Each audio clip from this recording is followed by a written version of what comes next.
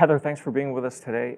First of all, just can you talk a little bit about the impact that COVID has had on your business at UnitedHealthcare? Absolutely. So it's definitely been a challenging time, but what I think I've appreciated about going through this experience is just really looking at the resilience of our employees and our team locally. We obviously had to make some pretty big changes, and we moved very quickly to get people into telecommuting situations, having all of the necessary equipment there in their homes, the ability to be more creative about how we handle meetings and customer interactions and broker interactions virtually. So it was an enormous change and a big lift for us. But I think at the end of the day, we were all able to lead with empathy, really understanding what our employees were going through, especially when you consider that so many were in an environment where they had to work from home and managing sometimes young children and pets and all the things that come along with it. But I've been incredibly impressed by how resilient the teams have been and how adaptable to change. And so while obviously none of us anticipated this type of a pandemic and the impact that it would have on our businesses, I think it also taught us a lot about how quickly we can make changes and pivot to adjust. How do you think the pandemic and the challenges you faced and the obstacles that you overcame will change you as a leader moving forward? Yeah, that's a great question. And I think, when I think about my own leadership style, I had a very specific approach historically where I felt like to build relationships, we needed to be together in person, meeting with our customers in person. And I think what has really changed for me is just seeing our ability to leverage technology in an entirely different way. And the fact that you can build the same depth of relationships and the same quality interactions by being remote. And so I think in so many ways, I've become a more flexible and adaptable leader as a result of this. And I've also learned a lot about being empathetic and really listening to our employees and what some of their individual challenges are so that I could also try to address how we could help each employee independently because everyone faced different and unique issues. What strengths do you think you have as a leader that helped you bring UnitedHealthcare through all these challenges that we've had over the last year and a half? I think I am always willing to be open-minded and to change our direction as needed, whether it's our strategy, whether it's how we support our employees. I really spent the time listening to the teams and gathering feedback, trying to get consensus on some of the broader decisions that we were making. And I think that's so incredibly important as a leader. You have to put yourself in someone else's shoes to understand what they're going through. And I just got to be much more disciplined about that and the ability to pivot more quickly as an organization. Are there any trends that you're seeing in commercial healthcare coverage that we should be looking for in 2022 and beyond? Yeah, I think as we move into 2022 and beyond, we're going to see a lot more utilization of telehealth. That certainly was something that really changed. While it existed historically, it changed the dynamic of how individuals really interact with their healthcare providers. And because of the efficiency and the ease, the lack of transportation concerns when you're using telehealth, I think so many individuals became comfortable with that as a new way to access care. So I think we're going to see more and more utilization through more of a virtual forum. I would also say that I think individuals are becoming increasingly comfortable with different types of technology. So we often refer to type 2 diabetics and the idea that you can now get online personalized coaching.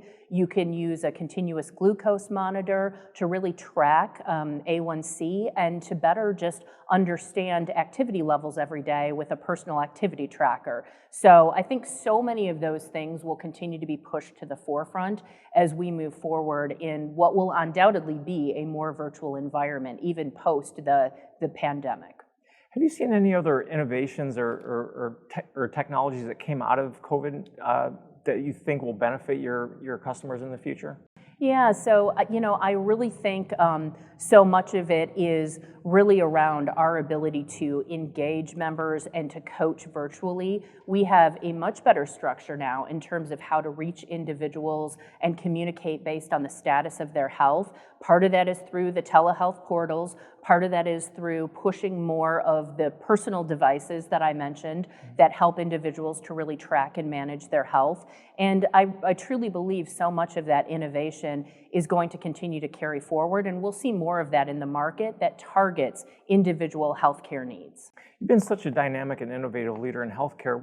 What advice would you give to somebody who aspires to be a leader in your industry? Yeah, I think there's a couple of things. You know, I learned very early in my career, someone had said to me, make sure that you consider what is happening outside the confines of your job, how it impacts both obviously our members, our customers, but also how it impacts other parts of the organization. And network broadly to understand how the work you're doing influences different parts of the company and as well as our customers and members. And that is so incredibly important to take a broader view than just your individual role and the impact that you have. So I've spent a lot of time doing that myself, and I would certainly guide other leaders to do that in the future. And then I also just think flexibility, willingness to think outside the box, but also to build consensus and ask for input from your team, from your broader network, really helps you broaden your perspective and become a more innovative leader. You know, UnitedHealthcare is one of the few companies that's been named one of our most admired companies for all 12 years of the programs.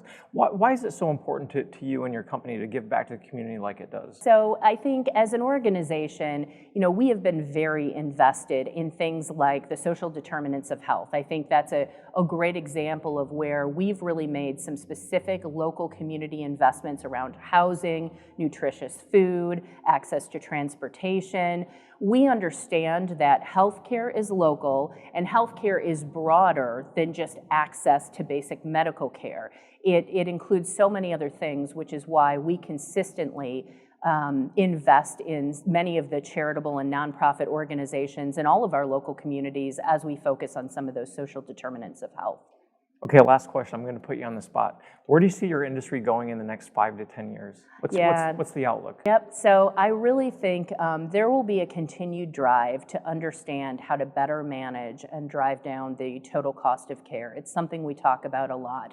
But making sure that individuals are engaged appropriately, know how to navigate the healthcare system, are getting access to the right places of care and the right providers at the right time. That's so critically important as we think about ensuring that there's not inappropriate utilization of the healthcare system.